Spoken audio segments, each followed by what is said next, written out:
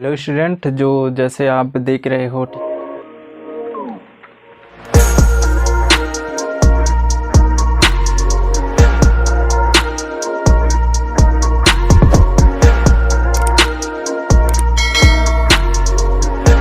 है। White board पे ये क्या है, इंद्रधनुषीय क्रांति। ठीक है, इंद्रधनुषीय क्रांति किसे कहते हैं, क्या है, इसके बारे में पूरा डिटेल, यानी ये मेन कितने टाइप के होते हैं, इसके अंदर से कौन कौन से क्रांति है, और इस इंद्रधनुषी क्रांति को ही जो है, इस नई कृषि नीति को ही क्या बोलते हैं, इंद्रधनुषी क्रांति। ठीक है, इसी नई कृषि नीति जो आई कब, सन 2000 पे। ठीक है, सन 2000, और जो कि केंद्र सरकार द्वारा 28 जुलाई सन 2000 को पारित किया गया। ठीक है, और यही जो नई कृषि नीति, ठीक है, नई कृषि नीति को इंद्रधनुषीय क्रांति की संज्ञा दी गई है। ठीक है, इंद्रधनुषीय क्रांति की संज्ञा दी गई है, और जिसमें हम देखेंगे कि निम्नलिखित क्रांतियां सम्मिलित की गई हैं। ठीक है, कौन कौन सी क्रांतियां आपको सम्मिलित की गई हैं इंद्रधनुषीय क्रांति में, आपको पूछ दिया तो आपको ये सब देने पड़ेंगे। ठीक है, ये सब लिखना आपको होगा, और इसके बारे में थोड़ा मोड़ा आप बहुत सारा आप चीज़ जान लो। ठीक है, आप सभी का जो है, मैं फिर से बोलूँगा, आप सभी का स्वागत है आपके अपने इस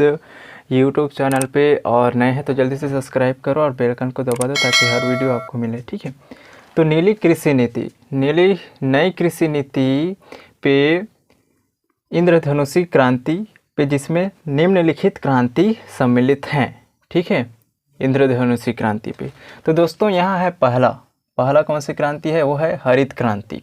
ठीक है, और हरित क्रांति को आप सभी को पता है कि हरित क्रांति किससे संबंधित है, ये खाद्य उत्पादन से। ठीक है, खाद्य उत्पादन धान वान से है, फसल वसल से, सबसे उत्पन्न। ठीक है, ये खाद्य उत्पादन क्षेत्र से।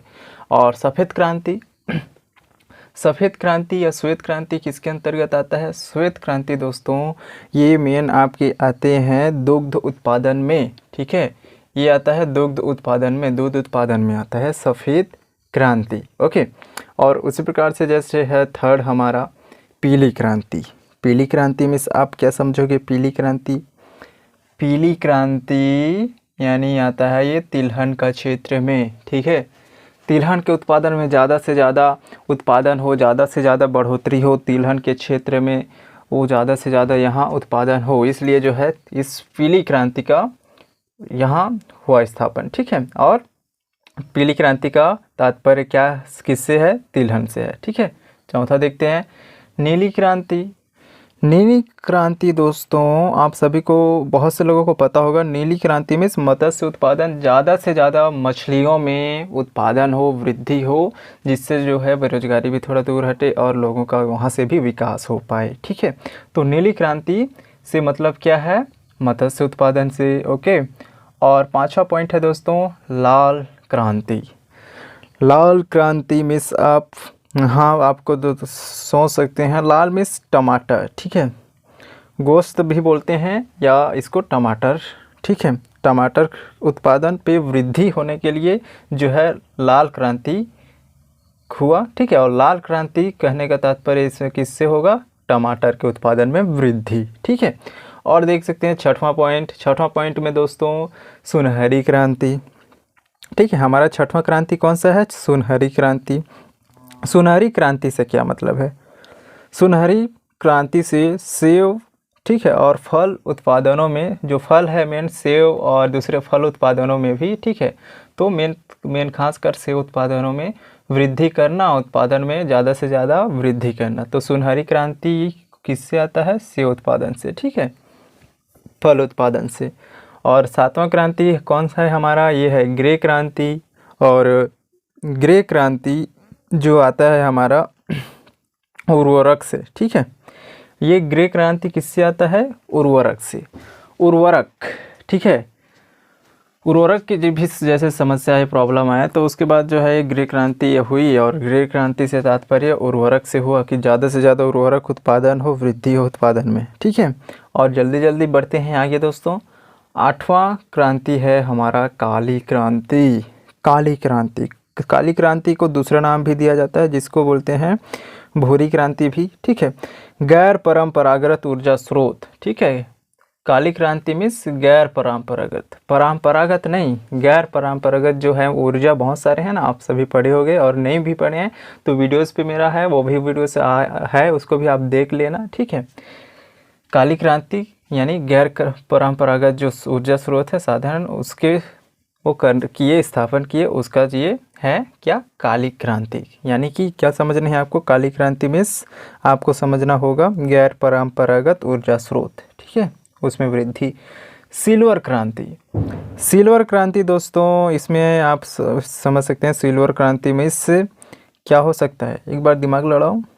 सिल्वर क्रांति मीन्स अंडे के उत्पादन में वृद्धि होना, ठीक है, अंडे के उत्पादन में वृद्धि करना, ज़्यादा से ज़्यादा वृद्धि और ज़्यादा से ज़्यादा उत्पादन में बढ़ोतरी हो, उसके लिए क्या है, सिल्वर क्रांति का स्थापना, ठीक है।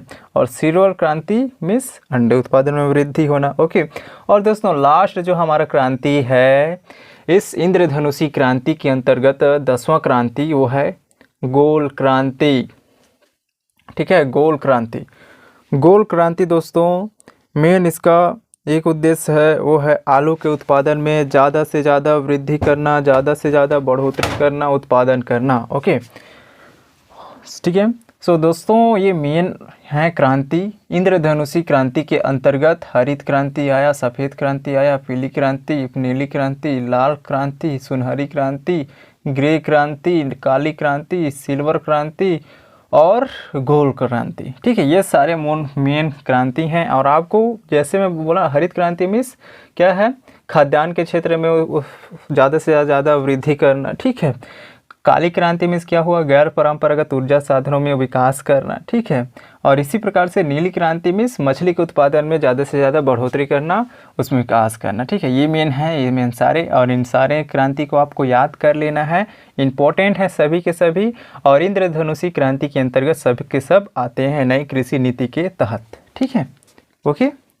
सो दोस्तों आप मेरे चैनल में नए हैं, ठीक है, मेरे चैनल में आप नए हैं तो जल्दी से जल्दी सब्सक्राइब कर दो, बेल आइकन को भी दबा दो।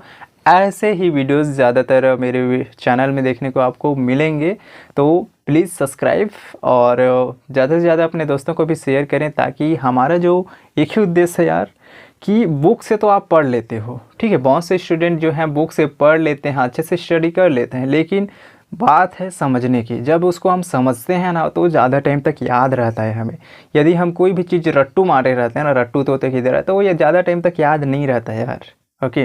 तो इसलिए आप समझो, जानो, उसके बाद उसको आराम से लिख सकते हो, लंबे टाइम तक आपको याद रहेगा और आप अच्छे से भी लिख सकते हो, ओके।